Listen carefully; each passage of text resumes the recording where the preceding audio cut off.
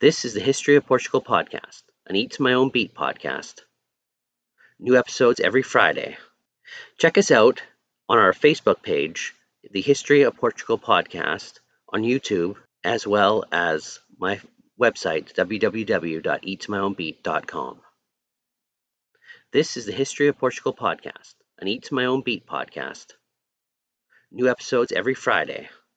Check us out on our Facebook page, the History of Portugal podcast, on YouTube, as well as my website, www.eattomyownbeat.com.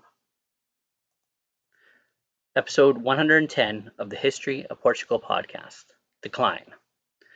Almoravid fortunes began to turn definitively after 1117. While Leon and Castile were in the disarray following the deaths of Alfonso VI, other Christian kingdoms exploited the opportunities to expand their territories at the expense of the Almoravids. In 1118, Alfonso el Belatontor, or the Battler, king of Aragon, launched a successful attack of Zaragoza with the help of French crusader Gaston de Biam. The siege of the city began on the 22nd of May, and after no significant reinforcements arrived, it was surrendered on the 18th of December.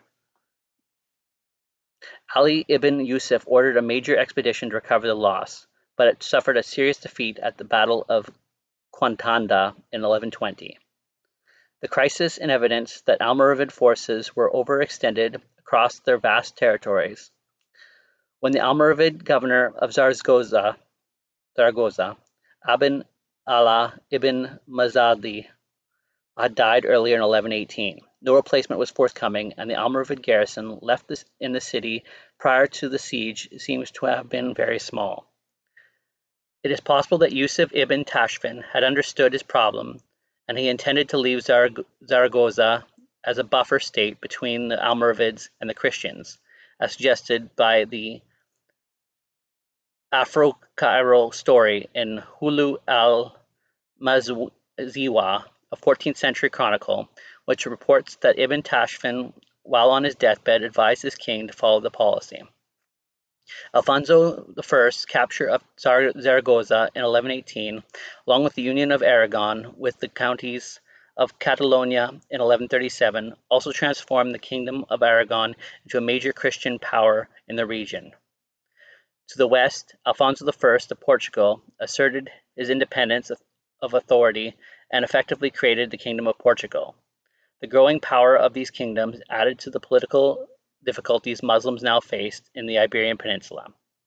The major reversal precipitated in a decline in popular support for the Almoravids, at least in Al-Andalus. The Andalusian society largely cooperated with the Almoravids on the understanding they could keep the aggressive Christian kingdoms at bay. Once this was no longer the case, their authority became increasingly hollow. Their legitimacy was further undermined by the issue of taxation. One of the major appeals of the early Almoravid rule had been its mission to eliminate non-canonical taxes, i.e., those not sanctioned by the Quran, thus relieving the people of major fiscal burden. However, it was not feasible to finance Almoravid armies in the fight against multiple enemies across a large empire, with the funding from Quranic taxes alone. Ali ibn Yusuf was thus forced to introduce non-canonical taxes with the Almoravids while they were losing ground. These developments may have been factors in sparking an uprising in Cordoba in 1121. The Almoravid governor was besieged in his palace, and the rebellion became so serious that Ali ibn Yusuf crossed over into Al-Andalus to deal with it himself. His army besieged Cordoba, but eventually a peace was negotiated between the Almoravid governor and the population. This was the last time Ali ibn Yusuf visited Al-Andalus. Alfonso I of Aragon inflicted further humiliations upon the Almoravids in the 1120s. In 1125, he marched down the eastern coast, reached Granada though he refrained from besieging it, and devastated the countryside around Cordoba. In 1129, he raided the region of Valencia and defeated an army sent to stop him. The Almoravid position in Al-Andalus was only shored up in the 1130s. In 1129, following Alfonso I's attacks, Ali ibn Yusuf sent his son and later successor, Tashfin ibn Ali, to reorganize the military structure in Al-Andalus. His governorship grew, including Granada, Almeria, and Cordoba, becoming the effective governor of Al-Andalus for many years, where he performed capably. The Banu Gayana clan, relatives of the ruling Almoravid dynasty, also became important players during this period. Yahya ibn Ali ibn Gayana was governor of Murcia up to 1133, while his brother was governor of the Balearic Islands after 1126. For much of the 1130s, Tashfin and Yahya led the Almoravid forces to a number of victories over the Christian forces and reconquered some towns. Most significant was the Battle of Fraga in 1134, where the Almoravids, led by Yahya, defeated an Aragonese army besieging the small Muslim town of Fraga. Notably, Alfonso I, or Il Balator, was wounded and died shortly after. The greatest challenge to the Almoravid authority came to Maghreb in the form of Almohad movement. The movement was founded by Ibn Tumart in the 1120s, and that continued after his death in 1130, under his successor Ibn al-Munam. The establishment their base of Tamil in the high Atlas Mountains south of Marrakesh, and from here the progressively rolled back the Almoravid territories. The struggle against the Almohads was immensely draining and on Almoravid resources and contributed to the shortage of the manpower elsewhere, including in Al-Andalus.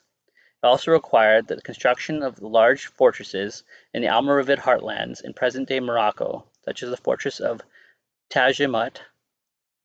On Ali ibn Yusuf's orders, defensive walls were built around the capital of Marrakesh for the first time in 1126. In 1138, he recalled his son Tashfin to Marrakesh in order to assist in the fight against the Almohads.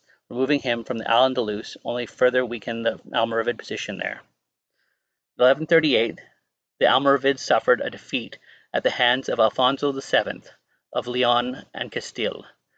In the Battle of Ourique in 1139, they were defeated by Alfonso I of Portugal, who thereby won his crown. During the 1140s, the situation grew steadily worse. According to some scholars, Ali ibn Yusuf represented a new generation of leadership that had forgotten the desert life for the comforts of the city. After his death in 1143, his son Tashfin ibn Ali lost ground rapidly before the Almohads. In 1146, he had been killed in a fall from a precipice while attempting to escape after a defeat near Oran.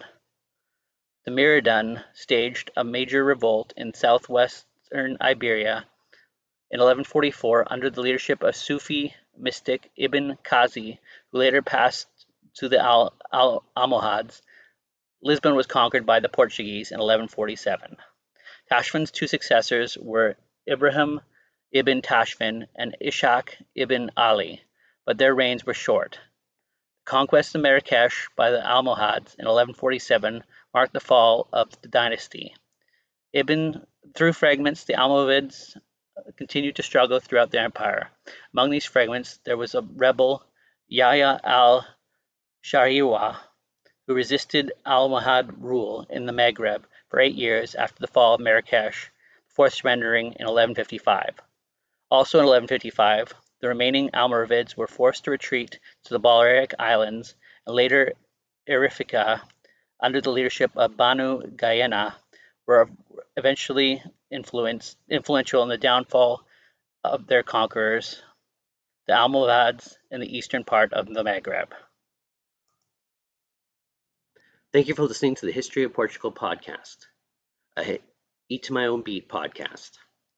New episodes every Friday. Get more information on the History of Portugal podcast on Facebook, YouTube, or wherever you get your podcasts.